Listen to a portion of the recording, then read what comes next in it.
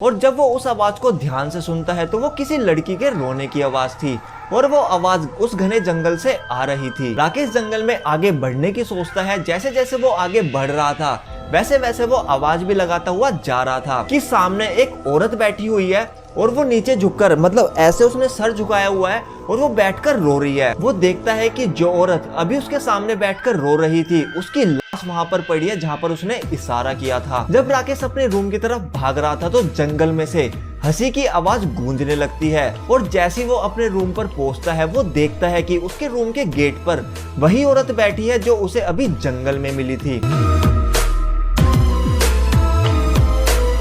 ये स्टोरी है राकेश की जो बचपन से सिर्फ एक ही सपना देखता था, फॉरेस्ट ऑफिसर बनने का। राकेश एक पुअर फैमिली से बिलोंग करता था। राकेश के पापा उसका सपना पूरा करने के लिए दिन रात खेती बाड़ी करते थे जिसकी वजह से राकेश अच्छे से पढ़ पाता था। और एक दिन उनकी जिंदगी में ऐसा आता है राकेश अपने फॉरेस्ट ऑफिसर बनने का सपना पूरा कर लेता है और वो एक फॉरेस्ट ऑफिसर बन जाता है। उसे एक जंगल दिया जाता है जो कि काफी घना था और काफी बड़ा था। राकेश और उसकी फैमिली काफी ज्यादा खुश थी। राकेश ने अगले ही दिन फॉरेस्ट ऑफिसर से बात करके ज्वाइनिंग कर ली थी। राकेश को जंगल में मॉर्निंग शिफ्ट मिली थी और आज राकेश का पहला दिन था। राकेश को जंगल विभाग की तरफ से एक रूम भी मिला था जो कि जंगल के काफी ज्यादा नजदीक था।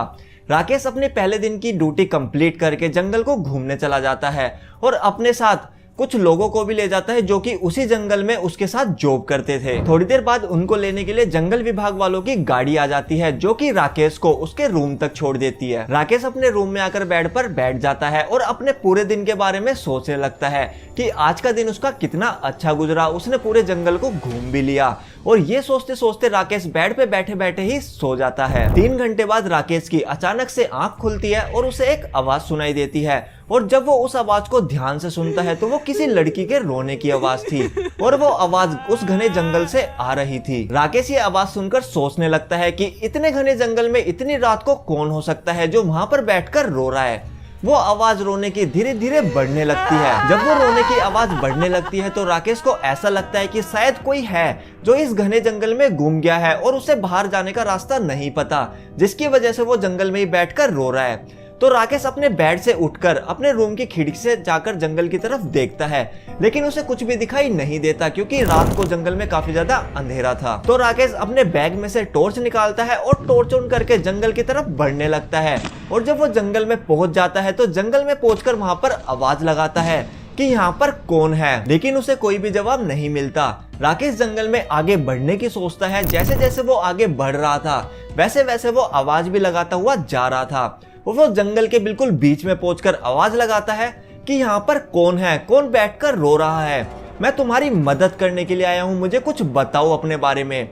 लेकिन राकेश को फिर भी कोई भी जवाब नहीं मिलता है। जब राकेश को कोई भी जवाब नहीं मिलता तो वो अपने मन में सोचता है कि मुझे क्या, मैं तो यहाँ पर मदद करने आया था लेकिन यहाँ पर कोई भी जवाब मुझे नहीं मिल रहा है। अब कोई मेरी मदद लेना नहीं चाहता तो इसमें मेरी क्या गलती। तो ये सब सोचकर राकेश वापस अपने कमरे की तरफ जाने के लिए मुड़ता है और वो जैसे ही मुड़ता है वो देखता है कि सामने एक औरत बैठी हुई है और वो नीचे झुककर मतलब ऐसे उसने सर झुकाया हुआ है और वो बैठकर रो रही है। राकेश उस औरत के थोड़ी सी नजदीक जाता है और उससे बोलता है कि कौन हो आप और यहाँ पर बैठकर क्यों रो रही हो। राकेश के इतना बोलते ही वो औरत अपना चेहरा उठाती है और राकेश को देखने लगती है और राकेश को देखकर वो फिर से अपना चेहरा नीचे कर लेती है और चेहरा नीचे करने के बाद वो फिर से रोने लगती है। ये देखकर राकेश को थोड़ा अजीब लगा तो राकेश ने उससे दोबारा पूछा कि कौन हो आप, लेकिन उसने राकेश को कोई भी जवाब नहीं दिया। अब राकेश को थोड़ा थोड़ा डर लगने लगा था तो राकेश फिर भी हिम्मत करके उस औरत के थोड़ी और नजदीक जाता है और उससे पूछता है कि आप कौन हो और यहाँ पर क्या कर रही हो और यहाँ पर आप बैठकर रो क्यों रही हो। वो औरत अपना फिर से सर ऊपर करती है और राकेश को अपनी उंगली दिखाकर इस तरीके से इशारा करती है। तो जिधर की तरफ वो इशारा कर रही थी राकेश उधर की तरफ टॉर्च मारता है और वो देखता है, जो वो देखता है उसे देखने के बाद उसकी रूह तक कांप गई थी। वो देखता है कि जो औरत अभी उसके सामने बैठकर रो रही थी उसकी लाश वहां पर पड़ी है जहां पर उसने इशारा किया था। ये देखकर राकेश काफी ज्यादा घबरा जाता है और काफी ज्यादा डरने लगता है। फिर उसके बाद जब वो उस लाश को देख रहा था वैसे ही राकेश को महसूस होता है कि जैसे कि उसके कंधे पर किसी ने पीछे से हाथ रख दिया हो। ये देखकर राकेश काफी ज्यादा कांपने लगता है खड़ा खड़ा। फिर उसके बाद राकेश हिम्मत करके पीछे की तरफ मुड़ता है और वो देखता है कि यहाँ पर कोई भी नहीं है। और फिर उसके बाद राकेश उस औरत को देखता है और देखता है कि वहाँ पर भी अब वो औरत नहीं है। और फिर उसके बाद जहाँ पर उस औरत की लाश पड़ी थी, राकेश दोबारा वहीं देखता है और वो देखता है कि उस औरत की लाश गायब हो चुकी है। ये देखकर राकेश काफी ज्यादा डर गया और अपने रूम की तरफ भागने लगा। जब राकेश अपने रूम की तरफ भाग रहा था तो जंगल में से हंसी की आवाज गूंजने लगती है और जैसी वो आवाज राकेश के पास तक आती है वैसे ही राकेश एकदम से एक ही जगह खड़ा हो जाता है और खड़े खड़े कांपने लगता है। राकेश थोड़ी सी हिम्मत दिखाता है और चारों तरफ देखने लगता है कि ये आवाज कहां से आ रही है, लेकिन उसे कुछ भी दिखाई नहीं देता। फिर राकेश सोचता है कि वो इस आवाज को इग्नोर करेगा और अपने रूम की तरफ भागेगा। तो राकेश इस सारी आवाजों को इग्नोर करता है और अपने रूम की तरफ भागने लगता है और इस बार जैसे वो भागता है वैसे उसका पैर फिसल जाता है और वो नीचे गिर जाता है। राकेश के पैर में मोच आ गई थी और अब उसका भाग पाना मुश्किल था।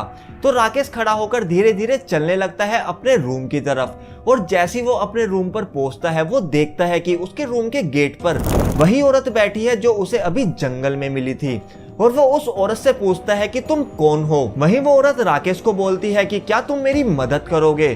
तो राकेश बोलता है कि कैसी मदद और मैं तुम्हारी क्या मदद कर सकता हूँ। तो वो औरत एक तरफ इशारा करती है और फिर राकेश उस तरफ देखता है लेकिन राकेश को कुछ भी दिखाई नहीं देता और वैसे ही राकेश फिर से उस औरत की तरफ देखता है और वो देखता है कि वो औरत वहां से गायब हो चुकी है। मौके का फायदा उठाकर राकेश अपने रूम में घुस जाता है और अपने रूम को लॉक कर लेता है। राकेश को पूरी रात उस औरत के हंसने की और रोने की आवाज आती रही। अगले दिन जब सभी लोग अपने अपनी ड्यूटी पर आते हैं तो राकेश सबको बताता है जो भी उसके साथ रात को हुआ। तो वो लोग राकेश को बोलते हैं कि इस जंगल में एक लड़की की मौत हो गई थी जिसकी आत्मा रात को इसी जंगल में भटकती है। तो अगर अब से तुम्हें कोई भी आवाज सुनाई दे तो तुम्हें सारी आवाजों को इग्नोर करना है और रात को अपने कमरे से बाहर नहीं निकलना है। राकेश को डेली वो आवाजें सुनाई देती थी लेकिन राकेश अब उन आवाजों को इग्नोर करने लगा था और उसे अब डर भी कम लगने लगा था, जैसे कि राकेश को अब उन आवाजों से कोई भी फर्क नहीं पड़ता था। सो आई होप कि आपको ये स्टोरी पसंद आई होगी। पसंद आई तो कमेंट में जरूर बताना और अगर आपके पास भी कोई हॉरर इंसिडेंट है जो आप हमारे साथ शेयर करना चाहते हो तो डिस्क्रिप्शन में इंस्टाग्राम का लिंक है, आ जाओ इंस्टाग्राम पर बातें करते हैं। तो अब हम मिलते हैं अपनी नेक्स्ट वीडियो में, जब तक के लिए बाय बाय, टेक केयर।